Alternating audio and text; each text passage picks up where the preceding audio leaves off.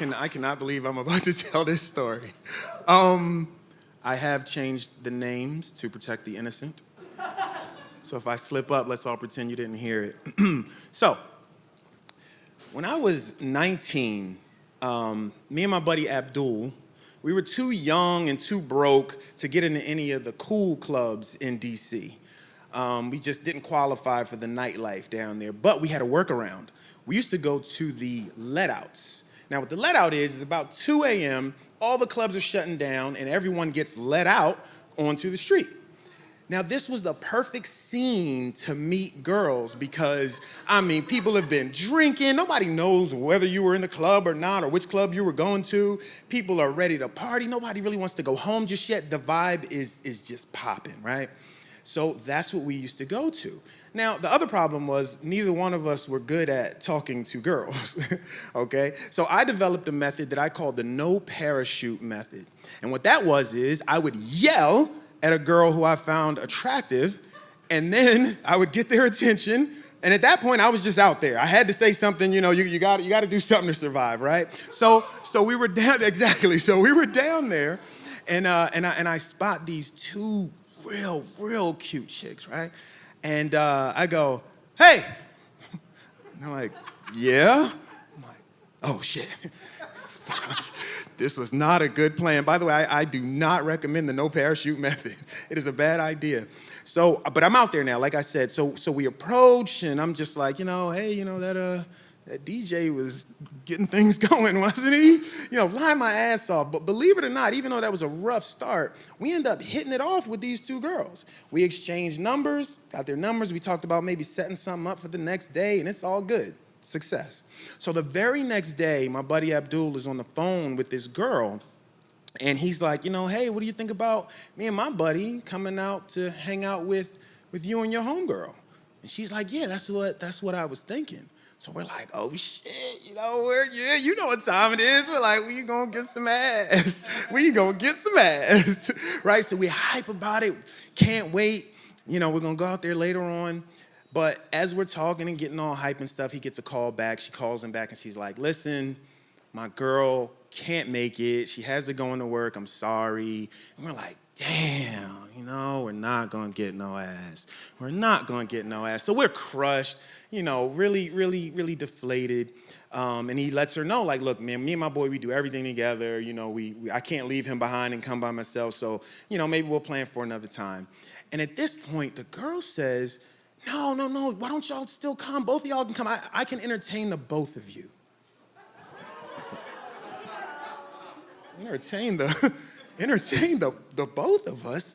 He's like, yo, she says she can entertain us both. I'm like, oh shit, what does that mean? He's like, I don't know. I'm like, well, what should I say? I'm like, say yes. What the fuck is wrong with you? And he's like, yes. I'm telling you, we were weirdos. So boom, we set it up. We're going over there later on that night. We're hype again, but we're still confused. Like, what does that mean? Entertain us both. Porn start this way, right? Like, I've seen it before. I've never done it. What the hell? But let's see what's going on. So we drive out there. We get to her house, and we walk in, and all the lights are off. The only light is coming from the TV. And it was Half Baked, starring Dave Chappelle, which, by the way, underrated movie, very underrated movie. Yes, that's right. The critics are tough. The reviews were bad. Underrated movie. So she offers us drinks. She didn't know we were too young to be drinking, but she offers us drinks. They're sitting on the sofa. I'm sitting on the love seat across from them. We're watching the movie, a little chatty a little bit, and then she goes to me. She says, hey, you don't have to sit over there all by yourself. Why don't you come over here and sit down with us? So I'm like, what the fuck? This is taking shape. This is what I used to fantasize about. So I get up and I walk over. And you know how it is when you've known someone forever, you can have a whole conversation with them just using your eyes. No words. So I come over and I sit down and I'm like, dude, is this really about to happen? He's like, yeah, man, my hand is on her thigh. I'm like, oh shit. He's like, dude, put your hand on her thigh. I'm like, all right. Eagle has landed. My hand is on her thigh. He's like, oh shit, all right, listen, man, listen. I'm gonna make a move for her boob. I'm like, you're going for her neck? No, this is neck, this is boob. I'm going for her boob. I'm like, oh shit, all right, go ahead. And then all of a sudden she goes, are y'all just gonna fuck with me all night or what? I'm like, whoa, what in the impatient porno is going on around here? Damn, but she was in charge. It was not her first time. She was calling the shots and we were just going with the flow. So we start grabbing stuff and rubbing on stuff. I'm taking my shit off. We're taking her shit off. Next thing you know, it is a full-fledged threesome going on. I mean, this is the shit I used to watch. You know what I'm saying? Like, I'm at this end, he's at that end, she's flipping around, we're alternating, now I'm at that end and he's at this end. It is going wild. This scene is the scene, right? And then all of a sudden, out of nowhere, Abdul stops. And he's got this stoic expression on his face. He doesn't say a word. He stands up and he walks off. And he goes upstairs to where the bathrooms were. Now, I'm confused, and I know she's confused. And if you don't know already, it gets incredibly awkward when a threesome abruptly becomes a twosome. I'm dead serious. I'm there, and I'm just like, okay. Like, what's that? She's like, no, I didn't say anything. I'm like, sorry, I thought you said something. It must have been the TV, I get. By the way, Half-Baked, underrated film. Underrated film. The critics are unfair sometimes. Yeah, no, I know, no, yeah. So I'm trying to kill time. This shit's fucking awkward, right? Every minute is going by like an hour. So finally, Abdul comes downstairs. That's the sound effect for Abdul coming downstairs. Abdul comes back downstairs, and without saying anything, he grabs his clothes and just starts getting dressed. I'm like, what the fuck is going on? So we stop, and I start getting dressed, and she starts getting dressed, and we say our goodbyes, and we go out to the car, and we just leave. Now, in the car, I'm like, dude, what happened? Like, what's going on? He's like, no, it's all good, nothing. I was like, no, come on, man. Like, we were rocking it out. Like, why'd you stop? He's like, no, it's all good.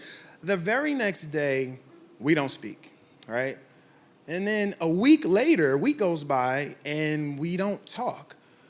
And then a month goes by, maybe aside from like a couple dry texts, nothing really is going on. We just aren't really talking. I mean, me and Abdul, we used to talk every single day. This is my road dog. A year goes by, and me and Abdul are not really in touch with each other. So we happened to meet up. We were both in Brooklyn at the same time, and we agreed to meet up, Junior's Cheesecake, Flatbush Avenue. If anyone's been there, you know what time it is, right? So we meet up there, and we're sitting there, and we're talking, catching up. And then he goes, hey, look, man, I owe you an explanation. I'm like, yeah, like, what the fuck? And he's like, so, you remember that day, right? Like with the girl and, everything, Half-Baked was on. I'm like, yeah, I remember. And he goes, so I looked. And I was like, what? He was like, yeah, I looked and I saw that yours was bigger than mine.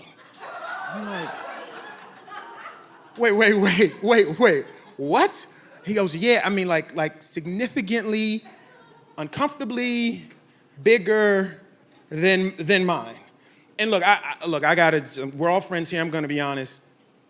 My dick is fucking enormous, all right? I'm just gonna put it out there. Fuck it, I'm just gonna put it, look, I'm not bragging, I didn't earn it, you know what I mean? That would be like somebody saying, oh, look how tall I am. What did you do, stretch? You didn't do shit to earn that. You don't get credit for that. It was an inheritance, okay? I'm Haitian, and then I found myself trying to comfort Abdul. I'm like, dude, look, man, your dad was in IT, right? Like, my father was a fucking a brick mason, dude. Like, and I don't know if that has anything to do with anything, but come the fuck on, man. Bricks every fucking day. You're lifting, you're pulling. Like, I don't know what to tell you, man. It just is what it is. Shit. And I know I sound like an asshole saying it, but I'm serious. My fucking dick. So anyway, I'm like, dude, you telling me that we stopped being friends because of our dicks? And he's like, yeah. Oh my God damn, male ego, what the fuck? So, we kind of laugh about it and try to, patch things up and become friends again, but it was just really, really awkward from that point on. We kind of lost touch, and then we ended up ultimately just falling out. Like we had a falling out. We had a dick and balls falling out. And that's the worst kind. There's no kind of falling out worse than a dick and balls falling out. And I gotta be honest, I wish that there was a moral to this story. There really isn't.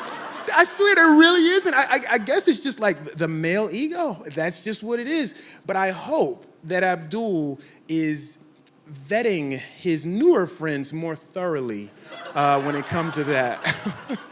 Thank you.